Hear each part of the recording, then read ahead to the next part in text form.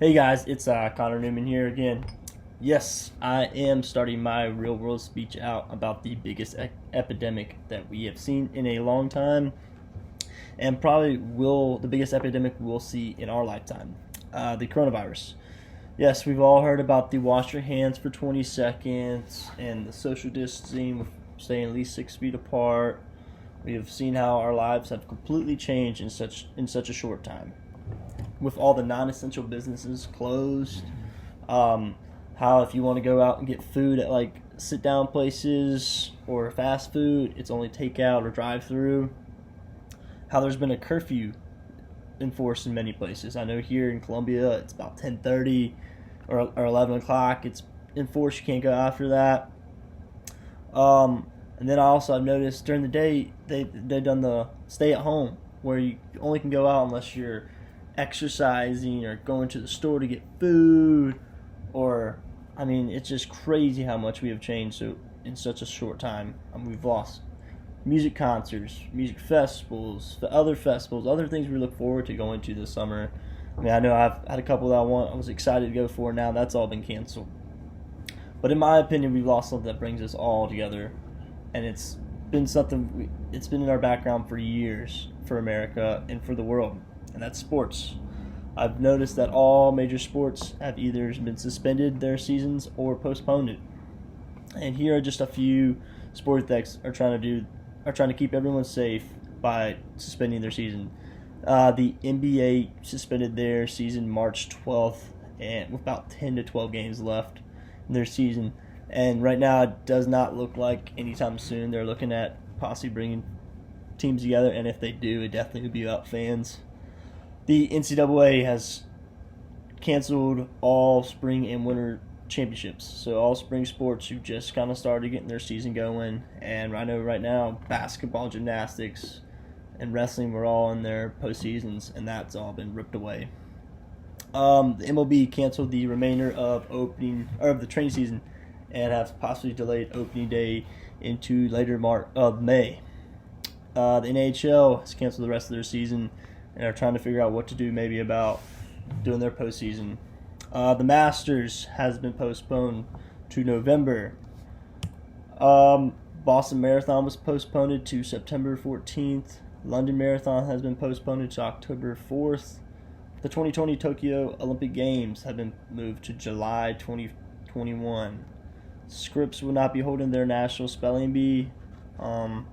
The Tour of France has been postponed. Even NASCAR has been postponed, which is crazy. And I know for a lot of us, we love to watch or participate in sports. So with all this going on, we haven't been able to see our favorite teams play, or even get our friends together tonight for one night to watch the big game. Every time I turn on ESPN or any sporting network right now, it will talk about big games that have happened over the years, recaps of Kobe Bryant's greatest accomplishments, or Shaq's. Or I know they just had the Michael Jordan documentary coming out right now. Also, the other day I even saw, when I turned on ESPN, that they even put on a sporting movie because they didn't have any new content to work with, and no one knows what to do right now with everything going on. I mean, for decades, sports were a constant part of the background noise of American culture, and maybe even unhealthy obsession for some of us. Games were always on, radio was always filled with banner, Twitter fights were had. There was office pools, side bets, serious gambling problems. Sports gave us something to talk about when the conversation slowed, and something to watch when there was nothing else to do. That's all been ripped away from us right now. There has been other ways for sports has been trying to do to help out with this pandemic, either by doing virtual sports or holding events without fans. One example is the UFC president Dana White bought a private island to try to host future fights. Right now, I saw a couple weeks ago they hosted a UFC fight down in Brazil with no fans, and it was successful. I mean, it was just weird to watch live, just because you heard no screaming or roaring or the roar of the crowd. It was just kind of disappointing.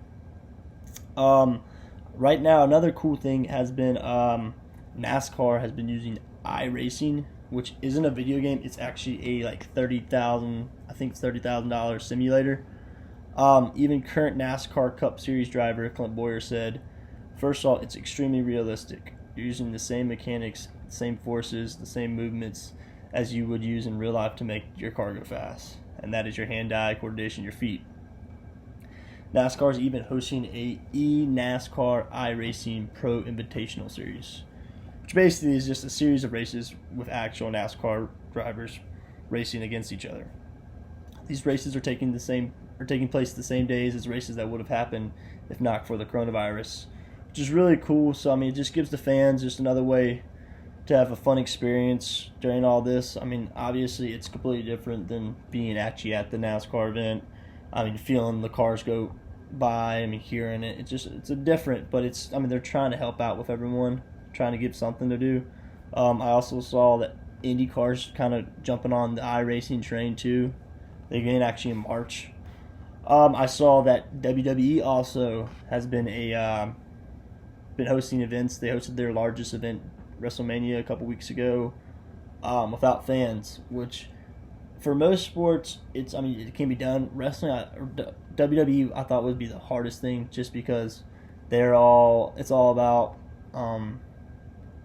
like based off their fan reactions. So them like not being able to hear anything, they just kind of had to do what they thought was best. According to ESPN.com, with all NCAA sports being canceled this year, the NCAA Division I Council voted to allow another year of eligibility for all spring sport athletes whose seasons were cut short by the coronavirus, but did not grant that extra year to winter sports such as basketball, wrestling, or gymnastics who are in the middle of their postseason. The ability for the athletes to return based off of university decisions, which will determine how much of scholarship aid to offer. I mean, that's really cool. I mean, I'm happy for them. I hate for all those seniors, especially basketball players. Like I said, that we had two just got drafted a couple days ago, and we are on pace to win the national championship, and that just kind of got cut short. So I hate that for them. Glad that the baseball team and other spring sports can come back.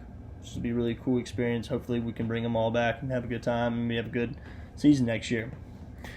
Another way COVID-19 has affected sports world is just with our local sports. According to thestate.com, spring sports season in South Carolina are officially over.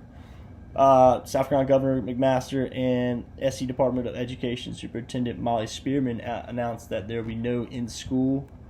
It's all online for the rest of the year, so that officially puts an end to spring sports. And sports and school have been suspended since March 16th, and now with no decision, it's completely over. And I know this is a difficult one for all the high school seniors or high school athletes going out there, but I know the high school seniors are the ones hurting the most. They've been waiting for this season all their lives, and it gets ripped away from them just before it even really started. I hate that for them. So from here, all these terrible situations we've been going through and what we need to know, and hopefully this will end soon. Sports can carry on just like nothing ever happened. One thing I'm looking forward to this fall, with all the sporting events being postponed into the fall, will be something every day, every weekend. It's gonna be crazy. I mean, there's gonna be different sports that you've never seen before happen at the same time. I saw they were talking about doing a college football game day from the Masters, which could be one of the coolest things we'll get to see. Well, anyways, I hope everyone stays safe out there during this thing, and go Cox.